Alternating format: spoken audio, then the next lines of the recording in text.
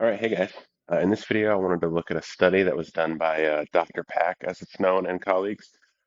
His name is quite a mouthful, but he does go by Dr. Pack on YouTube, so you can definitely check that out. It's a research article that he did with quite a few other people, including someone you might know named Brad Schoenfeld, looking at optimizing hypertrophy. So, one of the first things that they covered in the article is proper technique if in terms of optimizing hypertrophy.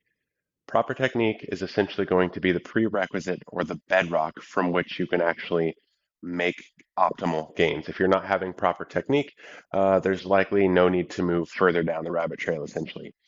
The issue is that we can't necessarily define proper technique. At least it's not super easily defined in the literature. And it's for sure not easily defined when you take into account different people having different anthropometry. So what's optimal technique for you might not be optimal technique for me.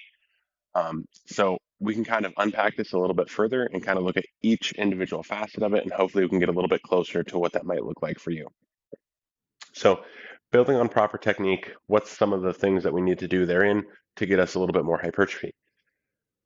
First thing to talk about is going to be rep tempo. There's been a lot of debate about this, especially in the past, but as more and more literature comes out, one thing seems to be pretty clearly emerging from the literature. Anywhere from about 2 to 8 seconds for the tempo of your repetition is going to stimulate about equal gains. So you might find that on certain exercises being a little bit quicker, let's say maybe heavy compounds where you're trying to do a little bit of force production, you might be a little bit closer to that 2 second range. But then something like leg extensions, it might feel a little bit better going a little bit slower, a little bit more controlled. So as long as you're in between that 2 to 8 second mark, there's no real wrong answers. The kind of the cheat code answer within that answer is wherever you feel the best mind muscle connection and perception of tension, and you get pumps, disruption, and next day soreness, it's probably going to be a really good right answer for you. We look at pumps, disruption, and soreness as somewhat of proxy measures for stimulus. You can see work from Dr. Mike Israetel on that. He's a pretty big advocate of that. One thing to note within this repetition tempo, though it's not technically required to optimize hypertrophy, a controlled eccentric does not hurt hypertrophy and also likely, or at least theoretically, reduces your injury risk. And then a forceful concentric portion of the rep can likely help you there, especially if you're an athlete looking to develop strength and power. Next would be range of motion. For the most part, full range of motion has a long track record of being some of the best things that you can do. But within the past couple of years, we're starting to see that the lengthened portion of a movement, so if we're doing a bicep curl, that portion all the way down here, provided there's ample tension on that muscle. I know the bicep curl might not be a perfect example of that. A bench press is an example when the bar is all the way down here, you're feeling that big stretch to the chest. Um, it's very, very likely that that portion of the movement is contributing a significantly more amount of hypertrophy to your overall gains than the shortened position. So where the pec's already quite short here in the extended position here, in the arm extended position rather. And that might be, or at least we have theoretical reasoning to believe that that's the reason why full ranges of motion have such a good or long track record of getting optimal hypertrophy. But going a little bit deeper on that and potentially optimizing that a little bit further, selecting exercises that potentially emphasize that stretch position. So on a lat pull down, let's say you let yourself really stretch and push forward there, or on a bench press, maybe you do a cambered bar and let you go just a little bit deeper.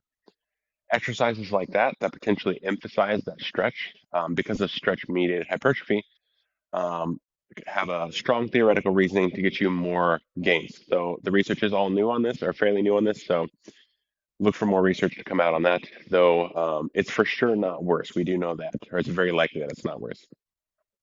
And then again, we kind of already talked about with different anthropometries, it's kind of tough to define what good technique is for any given person, especially not in the literature, but we can do kind of a practical summary of what we might want to be looking for. So the best technique is likely the technique that's going to expose the target muscle you're trying to hit to the most tension that can be taken close to failure. So think back to the cambered bar bench. If you're getting a good amount of tension, you're feeling it all through the pec, your pec's blowing up, you're able to hit that deep stretch position and come back up and you get down with it. You have great pumps, great disruption, like that jello-y dead feeling in the muscle, um, and great next day soreness. It's very likely you're getting a large amount of stimulus through that muscle. Um, certain people might advocating for cheat reps to go a little bit beyond failure. And though we don't know conclusively, there is a somewhat of a logical, theoretical heuristic that we might need to get past before we could advocate for cheating as being a good option. We know that new movement patterns and exposing new vectors in new movement patterns or new forces in new movement patterns is an independent injury risk. So if all of a sudden we're benching, but then we start squeezing up our glutes really far, we were doing a horizontal press, now we're doing a decline press. Let's say we haven't done that in like 6 months. Um, it's likely going to be a little bit more increased potential for injury just because that's a new movement pattern, technically, if you think about it. Not that new movement patterns are bad, but you might not be ready to bench 315 from that position versus you are from this position because you've been working up to it over months. And then also there's tracking issues. How much did your cheating help? Are you really sure that you're appropriately overloading week to week, ensuring that you're hitting progressive overload and making your workouts a little bit harder each time to ensure optimal gains? So with the injury risk and the tracking issue, for now, I'm pretty confident saying strict form is likely a little bit better, um, but we can kind of keep that conversation open. Hope this helps and follow me for more tips.